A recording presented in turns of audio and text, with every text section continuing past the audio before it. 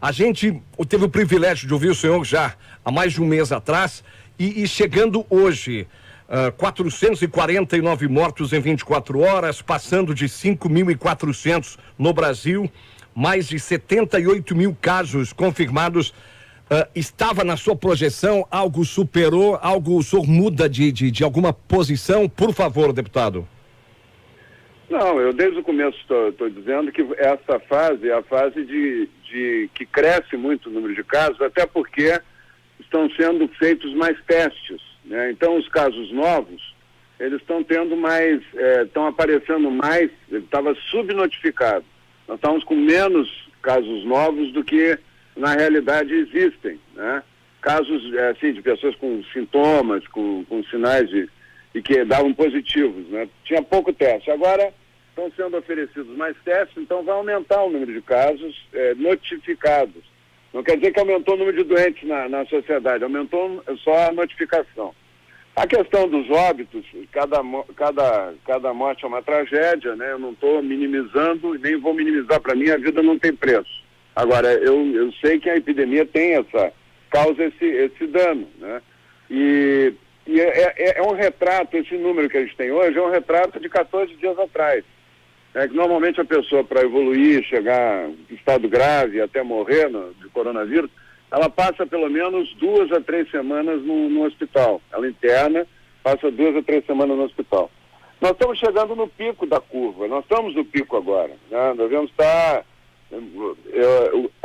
O dado que dá para ver, para medir se nós estamos melhorando, diminuindo o número de casos ou não é a notificação, porque a notificação estava subestimada. Nem é os óbitos, porque os óbitos refletem uma realidade de 15 dias atrás. É o número de internações diárias no hospital, não na UTI, na enfermaria. Esse volume de internações é que dá uma ideia se está aumentando ou está diminuindo, né? E nós temos os dados do Ministério da Saúde que tem diminuído. Nas últimas 3 semanas tem começado a cair o número de casos de internações em internações normais, que a pessoa fica lá 5 dias, 8 dias e vai embora para casa, né? Esse tipo de internação que hoje é a medida mais exata que a gente tem, se está aumentando ou está diminuindo o número de casos, na verdade, né? Então isso está, pela curva do Ministério, está diminuindo. Eu acho que nós estamos bem no período do pico agora, né?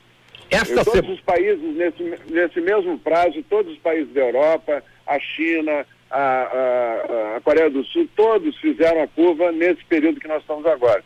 Todos começaram a cair o número de casos.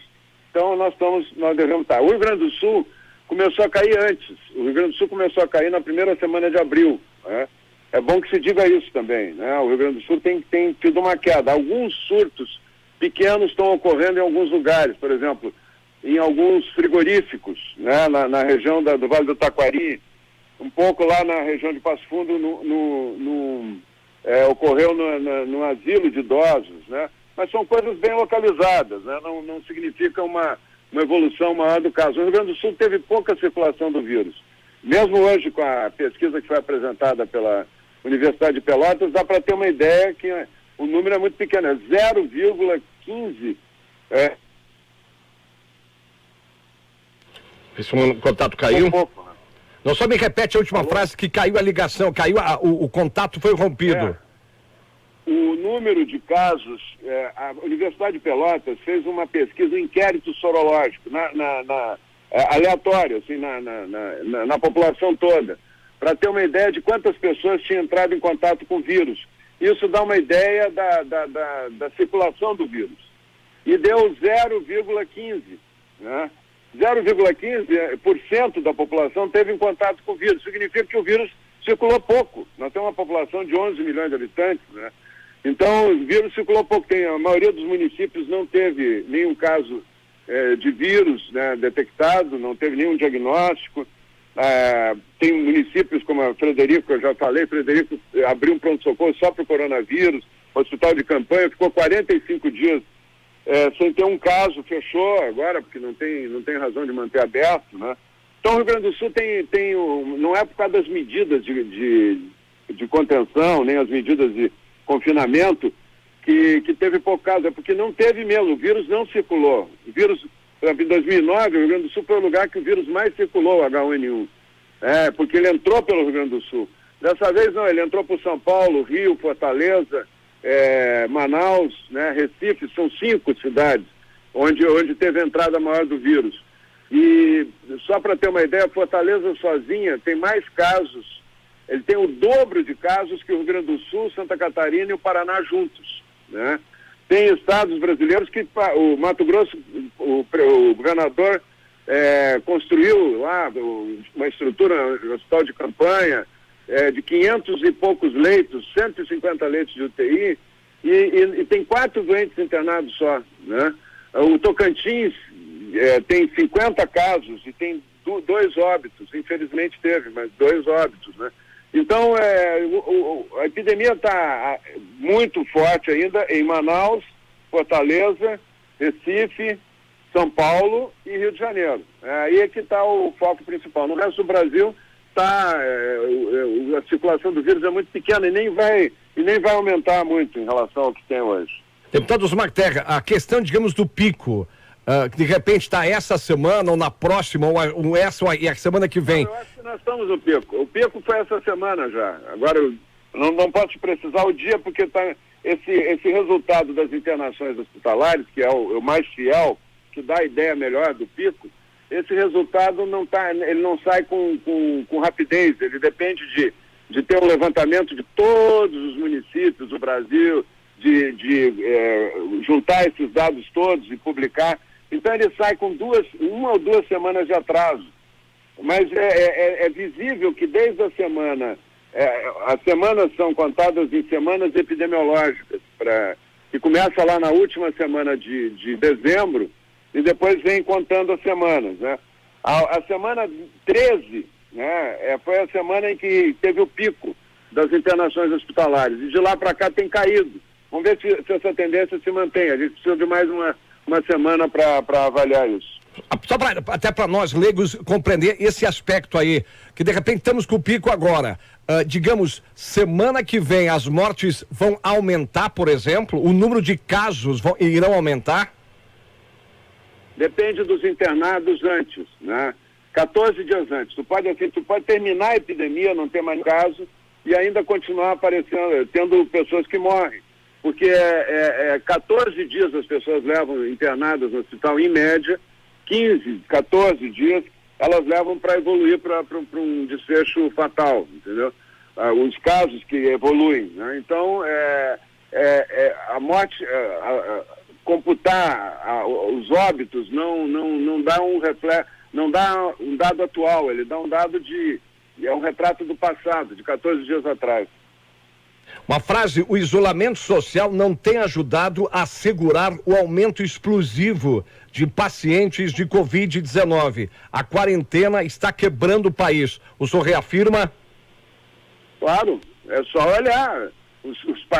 O Rio Grande do Sul não é exemplo porque tem pouca circulação do vírus, mas tu pega São Paulo, Rio de Janeiro, Recife, Fortaleza e Manaus, tu acha que teve algum achatamento de curva, diminuição de casos?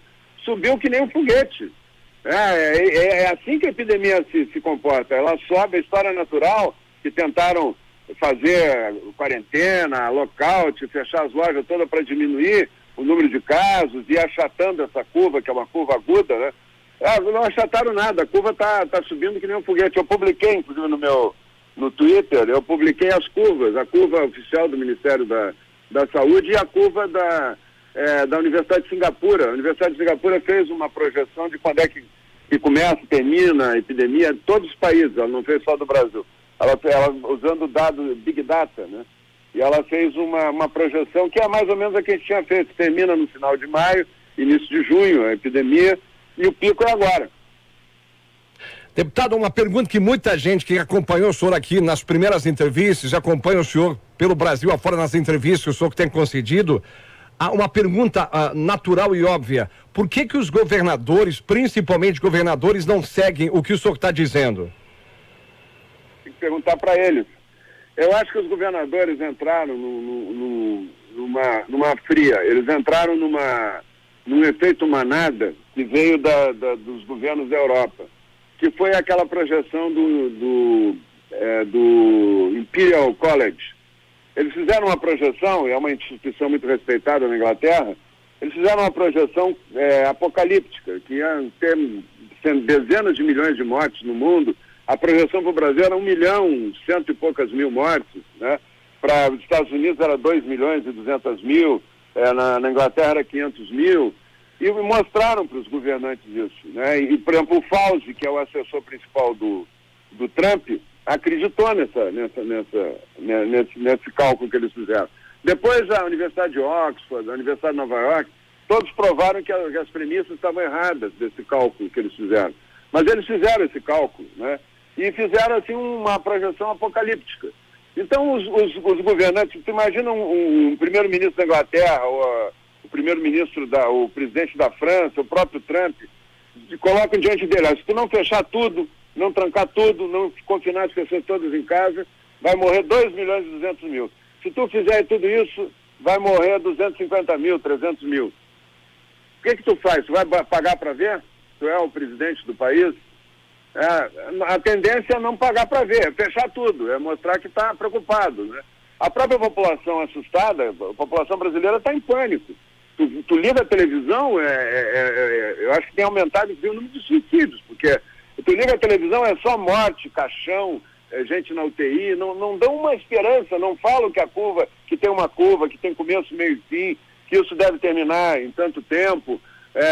Não dão uma esperança para ninguém, é só morte, tristeza, né? Então as pessoas estão mal informadas, estão em pânico e estão cobrando dos governantes uma atitude. E qual é a atitude? Quem toma a atitude mais radical parece que está mais preocupado com o bem-estar da população. Então está dando ibope. Tu acha que enquanto todos os governadores têm acompanhamento diário da popularidade deles. Então eles fazendo todas essas medidas, mesmo que não funcione, que não tenha efeito nenhum, está dando ibope. Quando o presidente Bolsonaro faz o discurso que isso aí não adianta nada, e que nós temos que proteger o grupo de risco, nós temos que manter as atividades econômicas mínimas necessárias para a economia andar e tal, não aumenta o número de óbitos, não aumenta as mortes, não aumenta o número de pessoas internadas. Quando o presidente fala isso, muita gente acha que, mas o presidente não está preocupado comigo. As pessoas não sabem que dentro de casa elas estão sendo mais contaminadas do que fora de casa. Agora ficou pronto um trabalho da Universidade de Hong Kong, que pegou ali 120 cidades em volta de Wuhan, e fez pegou os surtos de 3 casos que surgem, numa família surgem 3 casos ou mais. Aí pegaram esses surtos, todos de 3 casos para cima, e fizeram uma investigação, e a conclusão foi surpreendente. 80% das pessoas desses surtos foram pessoas contaminadas dentro de casa, não foi no ônibus, não foi na rua, não foi no lugar de trabalho, não foi no supermercado que o cara foi comprar comida, não, foi em casa. Porque o vírus ele circula muito antes de ter a epidemia até, de epidemia ser reconhecida, ela já está acontecendo muito antes de ser reconhecida. E ele circula pelos portadores assintomáticos, as pessoas que não sentem nada. 90%, mais de 90% dos portadores de vírus que transmitem para os outros são pessoas que aparentemente não têm nada. Se todo mundo tivesse febre e tosse, seria fácil localizar, isolar e acabar com a epidemia em 1 semana, 2. A dificuldade de acabar com a epidemia dessa é que 90% das pessoas, dos portadores de vírus, não sentem nada e não aparentam estar com vírus, né? Então, o menino que é fechado em casa, como aconteceu na Itália, fecharam toda a Itália. Dia 9 de março, fecharam todo mundo em casa. Estado de sítio, exército na rua, a pessoa para sair de casa tinha que ter uma autorização especial do exército. Então, todo mundo trancado em casa. O que aconteceu? Aumentou o número de casos. Era para ter diminuído, né? Se as pessoas não estão indo na loja, não estão trabalhando, não estão saindo de casa, tinha que ter diminuído o número de casos. Aumentou, triplicou o número de casos novos por dia. Foi um boom. Na Espanha a mesma coisa, na França a mesma coisa, na Inglaterra a mesma coisa, nos Estados Unidos a mesma coisa. Os Estados Unidos estavam indo numa quantidade, eles não estavam fazendo a quarentena radical. Quando eles fecharam a quarentena radical, explodiu, principalmente em Nova York, explodiu o número de casos. Isso tudo é em quarentena, minha gente. O que está acontecendo em São Paulo é numa quarentena que as pessoas não podem nem andar na rua. Quem sentar no banco de praça vai preso. Não é por exemplo, no regime da Coreia. A Coreia, a própria China não fechou tudo, só fechou ali a província de Hubei por 76 dias, depois abriu. A Singapura, Taiwan, não fecharam nada, não tem um mínimo muito pequeno de óbitos, e tem e toda a atividade continuou, escola, lojas, continuou funcionando, né? Então não houve, os países que trataram isso com racionalidade, sem essa coisa de criar pânico e pegar carona no medo, na decisão política, foram os países que tiveram o melhor resultado. A Europa foi um desastre. O resultado da Europa com o lockdown, com a quarentena, foi um fiasco. E os países da Ásia mostraram um caminho. A Coreia, o caminho que nós temos que seguir é o da Coreia, não é o da Itália, né? É óbvio isso. Deputado, deixa eu encerrar 2, 3 perguntas rápidas. Manter os estudantes, desde a criançada até os universitários em casa, é erro nesse momento? Claro que é erro. Desde o começo foi erro. Isso não tem comprovação científica nenhuma de que diminui o número de casos. As crianças ficando em casa. Primeiro, as crianças podem ser portadores assintomáticos, mas elas não vão para o hospital. Não tem nenhum caso de criança internada na Itália, na Europa, não tem. Nem de adolescentes, a não ser que eles tenham algum outro problema de saúde, né? Mas se eles forem sadios, eles não, mesmo que eles tenham contato, eles vão ser portadores assintomáticos do vírus. Eles não vão transmitir, eles não vão ser hospitalizados, não vão pegar uma doença grave nem nada. Então, essa turma tinha que estar estudando, meu amigo. Tinha que estar na escola. E o professor orientando como fazer medidas de higiene, como proteger eles, serem cuidadosos com os idosos em casa, não se aproximar dos idosos. As pessoas que cuidam dos idosos têm que ser testadas. As pessoas que cuidam de asilo, eu quero fazer esse apelo aí, mais uma vez, em Farroupilha para a região. O asilo de idosos é o maior risco que tem em qualquer comunidade. O asilo todo mundo que trabalha no asilo tem que fazer testes, se tem vírus ou não tem o vírus. Se tem o vírus tem que sair, ficar 14 dias em casa e depois volta, ficar isolado 14 dias em casa, né? As pessoas que cuidam de idosos em casa, o ideal é que sejam testadas também, ou que tomem muito cuidado porque podem ser portadores assintomáticos, só que quando eles passam o vírus para o vovô e para a vovó, o vovô e a vovó vão para o hospital, né? Então, tem que ter um manejo muito cuidadoso do idoso, da pessoa que tem doença crônica, dos deficientes, em relação às pessoas que cuidam. Quanto mais gente estiver trabalhando na rua, tomando os cuidados, usando máscara, lavando as mãos toda hora, guardando distância, usando proteção adequada, quanto mais gente estiver fora de casa, é melhor para quem fica em casa, porque tem menos risco de contágio. Hoje está se fazendo o contrário, está se enfiando todo mundo dentro de casa e os portadores assintomáticos estão contaminando os que não são assintomáticos. Por isso que está explodindo, com quarentena e tudo, está explodindo a epidemia em São Paulo, no Rio, em Fortaleza. Por causa a quarentena ajuda a piorar a situação. Mas o senhor não concorda que, por exemplo, quem está nos ouvindo agora vai assistir os telejornais ou abre qualquer portal de notícias nesse momento. Brasil registra 440 novas mortes por Covid em 24 horas, em total chega a 5.466 óbitos. Não deixa apavorado e aí fica com medo e quer ficar em casa? Eu vou te dizer uma coisa, eu não subestimo nenhuma morte. Tu pega o Registro Nacional de Óbitos nos cartórios, tu vai ver uma coisa muito curiosa. O número de mortes nesse período, inclusive por infecção respiratória, em 2019, foi maior do que está sendo em 2020. Né? Na verdade, o vírus pandêmico, ele substitui o outro vírus nas infecções respiratórias. Tu podia ter uma pneumonia por influenza, né? E até se tu tem 90 anos, enfim, for uma pessoa mais frágil, tu pode evoluir para o óbito, né? Com o vírus da influenza. Como o vírus pandêmico está mais espalhado, ele chega primeiro nas pessoas. É interessante porque só tem diminuição em relação a 2020 nos 5 lugares onde está tendo a epidemia mais forte. No resto do Brasil, o número de óbitos de 2019 é maior, registro de óbitos, cartório e registro de óbitos, o número de óbitos é maior do que o de 2020. Então, no global, as gripes, as infecções respiratórias, as síndromes respiratórias agudas graves, elas têm uma letalidade alta. Nos Estados Unidos foi 40 mil o ano passado. Agora superou, o Covid superou em 10 mil, está com 50 e poucos mil. Mas no ano passado foram 40 mil óbitos, né? Então esse pânico que as pessoas estão é muito mais pela televisão do que pelos números reais. É que tem risco? Tem. É uma doença séria? É.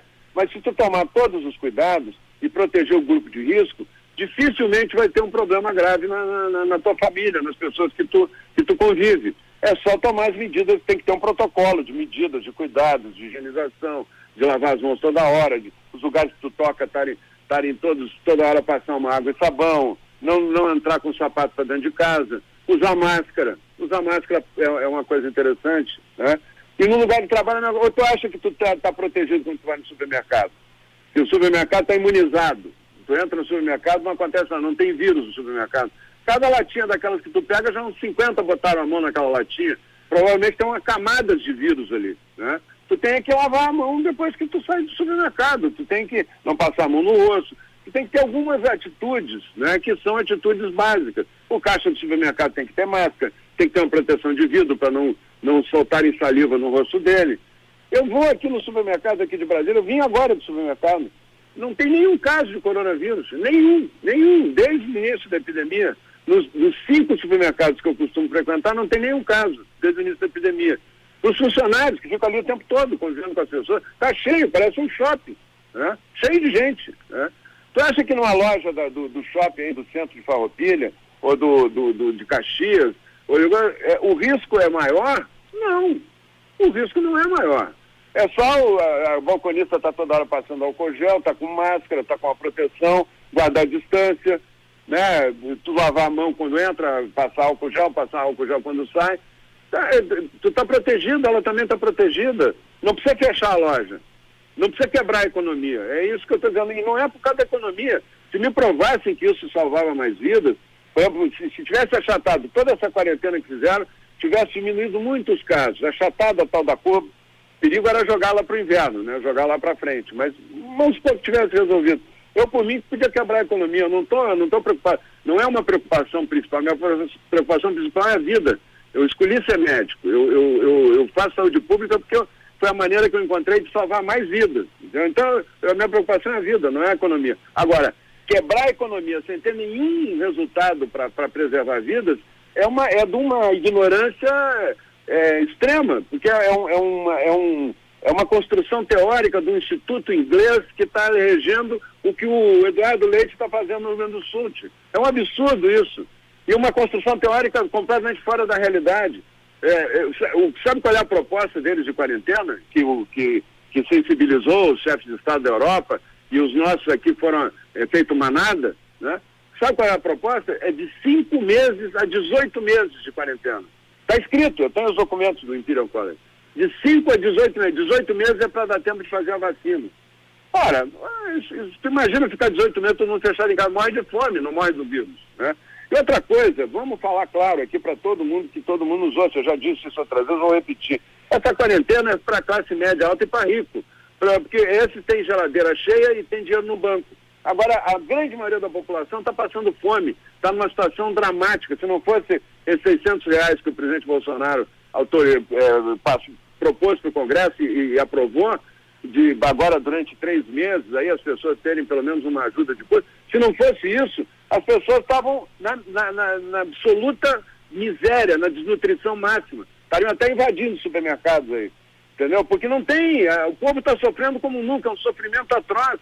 Um sujeito que tem trabalho informal, uma diarista, ela tem uma renda lá, sei lá, 2 mil, 3 mil reais por mês, ela tem uma família grande, ela mantém a família com aquilo. Hoje ela não tem nada. Cancelaram tudo. As empreitadas, as pequenas empreitadas, os serviços de encanamento, encanadores, está tudo cancelado. Os diaristas não podem entrar nas casas. Ora, isso é fatal, isso aí é uma tragédia. Nós vamos demorar anos para nos recuperar disso aí. Inclusive porque a arrecadação cai, o desemprego aumentou muito, vai praticamente dobrar o desemprego no Brasil. e vai ter falta de dinheiro. Onde é que vai sair o dinheiro para pagar o SUS, o Sistema Único de Saúde? De onde é que vai sair? Sai das empresas, sai das pessoas que têm salário, sai das pessoas que estão trabalhando. Não tendo trabalho, não está tendo tudo parado, vai faltar dinheiro para tratar câncer, vai faltar dinheiro para tratar coração, infarto. Vai morrer muito mais gente por falta de atendimento daqui a 2, 3 meses do que agora em relação ao coronavírus. E eu quero mais uma vez tranquilizar o pessoal, os gaúchos. O Rio Grande do Sul, o vírus não está circulando em quantidade suficiente para fazer uma grande epidemia. A Santa Casa hoje teve o último caso de alta, não tem ninguém internado na Santa Casa, né, na enfermaria. E na UTI, todas as UTIs do Rio Grande do Sul juntas têm 70 casos internados. 1.700 leitos têm 70 casos. Então o Rio Grande do Sul não é um lugar onde a epidemia está grave, nem vai ficar grave, né? Se tivesse grave e se tivesse empurrado esse pico da epidemia para o inverno, aí nós íamos ter um problema muito sério. Se acontecesse tudo que o discurso do governador fala, né? Não vai acontecer isso. Então, nós vamos ter, em termos de óbitos no Rio Grande do Sul, pode ter mais, pode ter o dobro até dos óbitos que tiveram agora. Infelizmente, a epidemia é assim, mas não vai passar do número de pessoas que normalmente vão a óbito, não resistem às infecções de inverno, principalmente os idosos. No Rio Grande do Sul tem um número determinado de pessoas que no inverno não resistem, pegam infecção, pessoas muito idosas, pessoas que têm as defesas muito baixas. E essas pessoas, todo inverno é assim, tem uma estatística de inverno. Pois vai ter menos mortes de coronavírus do que dessas doenças, dessas infecções respiratórias de inverno. Então não há motivo para pânico, não há motivo para as pessoas não quererem botar o nariz para fora de casa, achando que o vírus está lá fora. O vírus já está dentro de casa. O vírus está nas pessoas que tu menos desconfia, que são portadores e não sabem, né? Então as pessoas, é importante entender a lógica. E o pico da curva é agora, o fim dessa epidemia vai ser na última semana de maio, primeira semana de junho, ela vai terminar, né? Não sou eu que só estou dizendo, todo mundo que faz estudos de projeção com Big Data, juntando todos os casos de epidemias que ocorreram no mundo nos últimos 100 anos, fazendo todos esses cálculos, mostra, a Universidade de Singapura tem, agora é só procurar no site da Universidade de Singapura, os Covid-19, a projeção que eles fazem. Eles fizeram para cada país a projeção. E a projeção deles, que foi publicada essa semana, bate exatamente com o que eu estou falando. Porque eu também fiz eu estudei todas as curvas, a curva de Wuhan, na China, né? Então, é isso que está acontecendo. Por que o Brasil teve mais casos? Tu pode ver que todos os países que estão na linha do Equador, para baixo, um pouco para baixo, um pouco para cima, tiveram muito poucos casos. A África, pelo menos, não tem epidemia. A América Central não tem epidemia, né? A Argentina circulou pouco vírus também, o Rio Grande do Sul, os estados, os países da América do Sul tiveram poucos casos, né? Ou tiveram epidemia pequena ou poucos casos. Então, por que o Brasil está tendo essa situação? Porque o Brasil teve tem duas situações diferenciadas. Primeiro, tem voos diretos para os centros da epidemia, né? Não só para a China, mas para Milão. Fortaleza tem 3 voos semanais diretos para Milão, né? Então vem muito turista, desde que o vírus começou a circular lá em novembro, dezembro, circulou muito turista, italiano aqui, chinês. A Zona Franca de Manaus, os hotéis têm mais chineses do que brasileiros, durante o ano todo em Manaus, né? Então, turismo. Recife tem voos diretos diários para a Espanha, né? Voo direto para a Espanha para cá. Então, os turistas vêm para cá, o turismo tem um papel muito importante e os negócios têm um papel muito importante nesses 5 lugares, né? Agora, teve um outro fator que pouca gente fala, e que eu vejo os governadores do Rio e de São Paulo tão preocupados em prender gente que está na praia, em prender gente não sei aonde, mas deixaram o carnaval correr frouxo. Teve mais de 10 milhões de pessoas nas ruas de São Paulo, confraternizando, próximo, com o vírus já circulando a 1000, mais de, acho que 6 ou 8 milhões de pessoas no Rio de Janeiro, com o vírus circulando a 1000, com turistas de todo lugar do mundo, né? Isso aí foi um fator fundamental para explodir a epidemia lá, para ter esse número elevado de casos, né? Por isso que o Brasil está tendo mais casos do que a média. Okay. Os países que estão na mesma linha do Equador não tem quase casos. Praticamente tem A Etiópia tem 50 casos desde o início da epidemia, tem 120 milhões de habitantes. A Nigéria, que tem a população do Brasil, acho que tem 100 casos, né? Então, porque a temperatura ajuda, a temperatura diminui o risco da rapidez do contágio do vírus, né? Ela diminui a velocidade de contágio do vírus. Ok, deputado...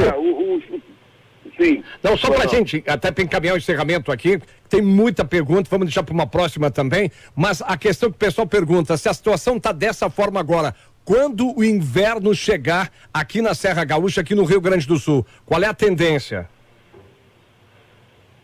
A tendência é a epidemia no Rio Grande do Sul terminar antes do fim de maio. Como é um pico, o momento de maior número de casos passou, a tendência da curva é diminuir o número de casos, a não ser que tenha esses surtos localizados, principalmente em frigoríficos, né? Então, frigoríficos, as pessoas trabalham juntas, numa temperatura muito baixa, né? Então, embora usem máscara e tal, tem um risco maior. A solução para isso, que eu quero dar para o prefeito aí, para os empresários que estão me ouvindo, é toda empresa que tiver muito funcionário trabalhando junto, né? E principalmente frigoríficos, tem que testar todo mundo, né? Tem que fazer a cada 10 dias, dar uma testada geral, fazer teste em cada funcionário, para localizar os portadores assintomáticos, aqueles que não estão sentindo nada, mas que estão transmitindo o vírus. E aí isola aquele grupo, o grupo que trabalhou junto, o grupo que está com o vírus, fica 14 dias isolado, depois pode voltar para o trabalho normal, né? Eles não vão sentir nada, eles vão apenas ficar em casa, né? Então, isso ajuda, foi o que a Coreia fez. A Coreia ia atrás de onde a pessoa passou, quem eram os amigos dela, quem é que ela conviveu nos últimos 14 dias, e em tudo que é lugar que ela andou, e pegavam todo mundo e testavam. E aí viam se tinha mais algum caso ou não, e isolavam. A Coreia saiu o melhor resultado do mundo, né? Porque ela agiu com ciência, ela agiu testando e protegendo o grupo de risco, super protegendo o grupo de risco, os idosos, os doentes crônicos. É isso que nós temos que fazer.